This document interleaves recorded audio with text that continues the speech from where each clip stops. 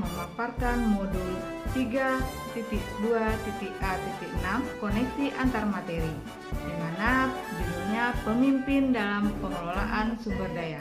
Saya sendiri, Dian Revilia Wayuni SPD, mengajar di SD Negeri 64 Sukasari 2. Saya berada di kelas A507, Provinsi Jambi, dengan pengajar praktik saya Ibu Gusti Ayu Saputri dan fasilitator bersama Bapak Dwi Haryanto, dan saya sendiri merupakan calon guru penggerak angkatan 7 Sarulango. Tujuan pembelajaran khusus pada modul ini yaitu CGP mampu menghubungkan materi modul ini dengan modul-modul yang didapat sebelumnya. 1. Kesimpulan tentang pemimpin pembelajaran dalam pengelolaan sumber daya dan implementasinya di sekolah. Dikelola dengan tepat melalui sumber daya dan peningkatan kualitas pendidikan di sekolah. Terdapat dua pendekatannya digunakan dalam sumber daya.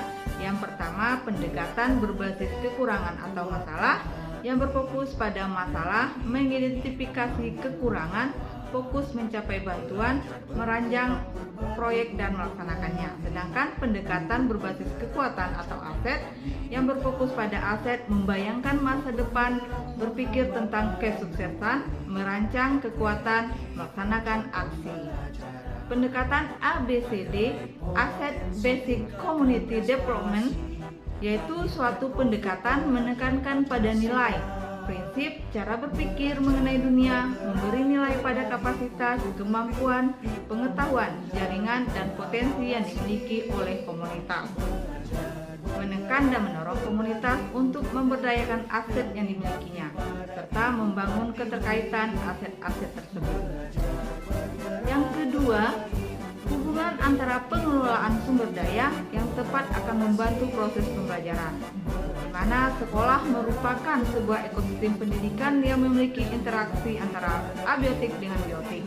Biotik yaitu unsur yang hidup, seperti murid, guru, kepala sekolah, orang tua, staf kependidikan, pengawas sekolah, dan masyarakat sekitar.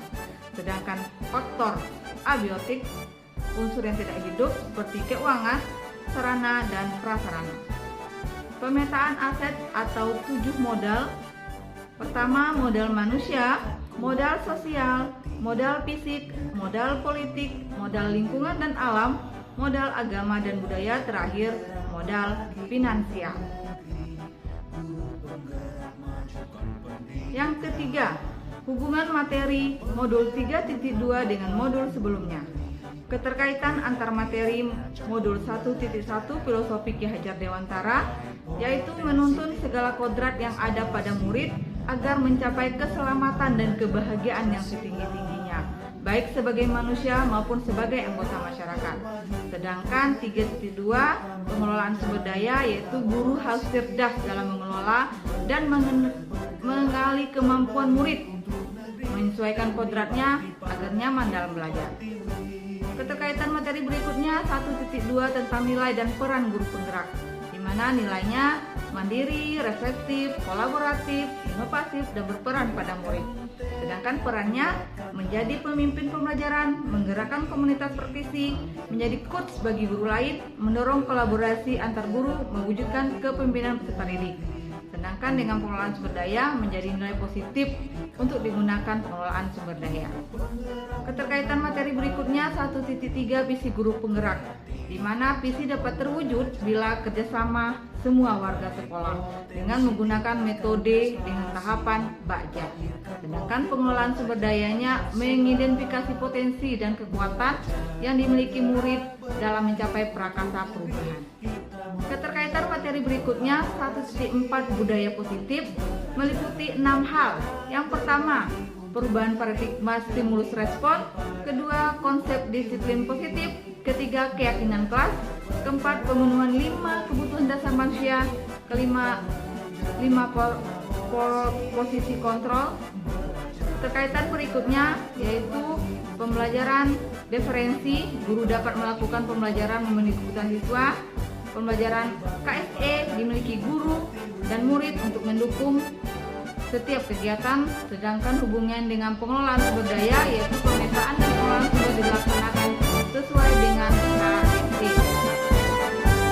Catatan materi berikutnya 2.3 itu coaching, di mana peningkatan kinerja untuk mencapai tujuan sesuai dengan kemampuan, memecah permasalahan dengan mengoptimalkan potensi diri. Kaitannya pengelolaan sumber daya yaitu menggali masalah dan potensi siswa untuk menemukan solusi dengan pemanfaatan sumber daya yang ada. Keterkaitan antar materi berikutnya 3.1 pengambilan keputusan ada melalui 4 paradigma, 3 prinsip dan 9 tahapan pengujian pengambilan keputusan. Hubungannya pengelolaan sumber daya yaitu pengambilan keputusan yang bertanggung jawab, serta tepat dalam mengelola sumber daya. Pemikiran yang sudah berubah setelah Anda mengikuti proses pembelajaran dalam materi ini sebagai berikut.